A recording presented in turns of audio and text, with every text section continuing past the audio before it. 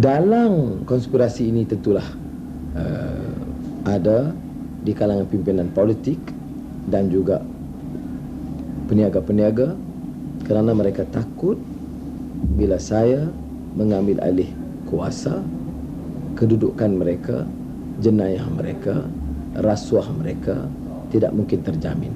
Sebab itu dalam surat saya kepada Perdana Menteri merayu pertimbangan beliau supaya jangan melakukan kezaliman, saya menyebut Badan Pencegah Rasuah dikaitkan, seolah-olah saya telah mengarah BPR untuk menyiasat unit perancang ekonomi yang melibatkan ketua pengarah EPU.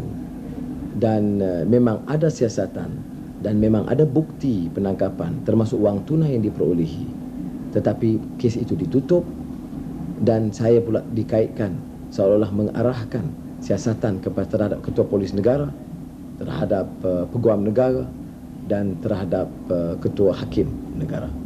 Semua ini sekadar untuk mendapatkan dukungan dan sentimen mereka bersama Dr. Mahathir bila ada kerangka konspirasi secara menyeluruh terhadap saya. Jadi sebab itu saya telah bersetuju berbincang dengan teman-teman untuk melancarkan agenda reformasi atau islah. Kerana saya tidak dapat lihat kemungkinan kita membuat penyesuaian bila keganasan seperti ini berlaku. Dalam kes yang dihadapkan terhadap saya, pecat isu yang melibatkan pernyataan bekas pemandu Azizah yang bernama Azizan dan juga adik kepada Azmin Muhammad Ali, Umi Hafildah. Mereka ada pengakuan bersumpah. Umi Hafildah ada kenyataan dalam tip yang menuduh orang-orang tertentu membayar dengan harga yang cukup tinggi kepada pengarang buku 50 dalil, dan kemudian buku itu diedar secara meluas. Hakim yang terlibat dipindahkan, yang tidak merupakan satu konspirasi yang disahkan di peringkat tertinggi dalam kerajaan. Kemudian kes itu terhenti begitu saja.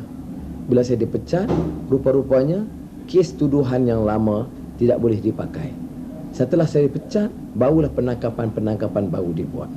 Penangkapan dibuat terhadap Sukma, Dr. Munawar, Azmin, Muhammad dan beberapa orang lain sebelum ini, dan mereka keluar sama ada mendiamkan diri atau membuat kenyataan-kenyataan palsu menentang saya. Saya tahu keupayaan polis. Kalau polis itu style Gestapo, kalau beberapa pegawai polis stylenya itu style pegawai-pegawai polis apartheid dan juga ala Mossad Israel. Tapi saya ingin mengingatkan mereka, tahun ini, bulan ini sudah boleh selamat. Bulan depan belum tentu, kerana rakyat akan menuntut Suruhanjaya. Mandela menunggu puluhan tahun sebelum kebenaran muncul dan siasatan terhadap orang-orang yang terlibat itu diteruskan. Keadilan tidak boleh ditolak ansur. Keadilan mesti dilaksanakan dengan sebaik mungkin. Kezaliman tidak boleh dibiarkan berlalu. Jadi saya harap oleh yang demikian, polis menjalankan tugas secara profesional. Dalam kes Sukma, ditahan 13 hari. Ibu bapa tak boleh berjumpa. Keluarga dari Indonesia tidak boleh bertemu. Peguam yang kita lantik tidak boleh ditemui. Akhirnya polis memaksa, mengugut dan kemungkinan mengenakan dadah dan meminta beliau mengaku dan melantik peguam sendiri. Kalau dia takut hukum gantung, mengaku salah ini, denda 6 bulan. Di antara 6 bulan dengan hukum gantung, dia pilih 6 bulan. Ini cara mereka. Tapi gunakan ISA. Seperti juga kes Datuk Nala Karupan. Sampai hari ini belum selesai. Sebab apa? Dia takut orang-orang ini dikeluarkan. Sebab itu, tangkap, seksa, bawa mahkamah, jangan bagi jumpa peguam. Kemudian polis pula ambil peguam sendiri, suruh peguam itu jumpa dua-dua dituduh, mengaku salah. Kemudian di mahkamah sendiri tidak dibenarkan jumpa keluarga. In court today, when my adopted brother before and after being sentenced, our lawyers could not even speak to him, and my father could not even talk to him. Semua. Dalam tempoh setengah jam, kes itu diselesaikan di mahkamah. Bila ada bantahan, keluarga saya datang lambat kerana kita tidak tahu, peguam datang lambat kerana tidak diberitahu. Kemudian dalam setengah jam dikenakan denda 6 bulan penjara, dan mahkamah bilik 4 dengan mahkamah bilik 1 Dr. Munawar nampaknya mengambil tindakan sama dengan cepat dan pantas, hukuman pun sama. Ini satu yang luar biasa, menunjukkan dan membuktikan ada arahan dari peringkat tertinggi, ada konspirasi politik yang telah berlaku. Sehingga selesai kes, bapa saya yang merayu nak menemui Sukma sampai akhirnya tidak dibenarkan. Sukma tidak sanggup sehingga memanggung kepala melihat anggota keluarga kerana takut kepada ugutan polis. Kezaliman ini, kezaliman terhadap rakyat. Ini satu contoh, tetapi contoh ini membuka mata rakyat. Sudah harus bersyukur kerana walaupun saya dizalimi, saya dianiayai, saya diaibkan dan dimalukan, ini kesempatan yang penting yang pertama dalam sejarah moden kita, di mana rakyat dengan sendirinya diberikan pendedahan dan pengajaran. Dan oleh yang demikian, saya katakan tidak ada pilihan melainkan reformasi. Undang-undang mesti dihormati. Prinsip keadilan mesti dimuliakan. Hak asasi manusia jangan dipijak. Sistem diktator dan kuku besi merampas kekayaan rakyat mesti diberhentikan. Ekonomi kita di Malaysia yang tercinta ini cukup jenuh, cukup untuk semua, tetapi janganlah diminta supaya dibolot untuk kepentingan 2-3 kerat manusia yang rakus dan tamak haloba, walaupun menyampaikan maklumat kepada orang ramai seolah-olah mereka lah pejuang yang tulen.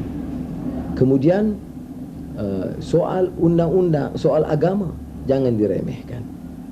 Kita hidup dalam masyarakat pelbagai kaum dan pelbagai agama, tetapi prinsip keadilan mesti dijaga. Jangan harap kita gunakan media seperti yang dilakukan di Malaysia sekarang, baik media cetak dan media elektronik, untuk memperbodohkan rakyat. Saya hadir bersama Azizah untuk melahirkan simpati kepada Lim Guan Eng yang dipenjarakan selama 18 bulan semata-mata kerana nak pertahankan maruah anak muda Melayu dan neneknya. Dan untuk itu saya dikecam hebat, seolah-olah saya bersekongkol dengan parti Cina dan DAP. Saya katakan soal Lim Guan Eng bukan soal Cina, bukan soal DAP, soal keadilan. Walaupun media cuba mempermainkan supaya ahli-ahli UMNO akan memusuhi saya. Saya harap ahli-ahli UMNO lebih matang. Sudahlah, janganlah benar kita ditipu dan dikhianati seperti ini.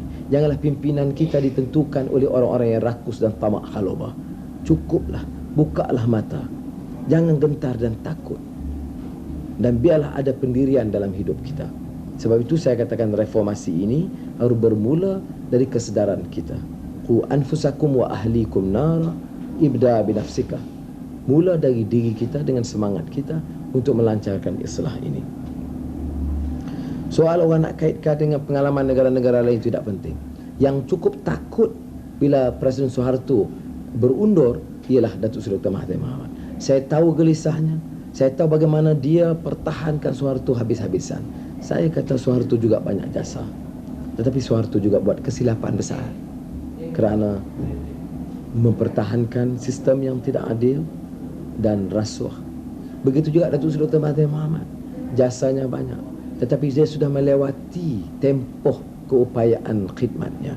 Dia telah cuba nak pertahankan diri dia tanpa mempedulikan undang-undang dan melakukan kezaliman yang berterusan yang cukup mengaibkan. Bahkan seperti yang sudah tahu dalam kes yang melibatkan saya, sekali lagi saya ulangi, kes yang dibangkitkan sekarang tidak ada kena-mengena dengan kes yang menyebabkan saya dipecat. Semua ini ditangkap baru, direka baru, akan dipanggil lagi kawan-kawan saya, dan nampaknya kalau nak gunakan pelacur nampak tak jadi sebab saya gunakan berulang kali preempt dan menjangka awal tindakan dan taktik mereka. Sebab itu mereka agak lebih ganas. Bahkan Dr. Munawar ditahan di bawah Akta Keselamatan Dalam Negeri. Tuduhan tidak ada kena-mengena soal keselamatan. Tuduhan ialah kes seks. Ini menunjukkan satu tindakan yang gopoh gapah, kelam kabut, yang dikaitkan kerana Perdana Menteri Dr. Mahathir sudah desperate.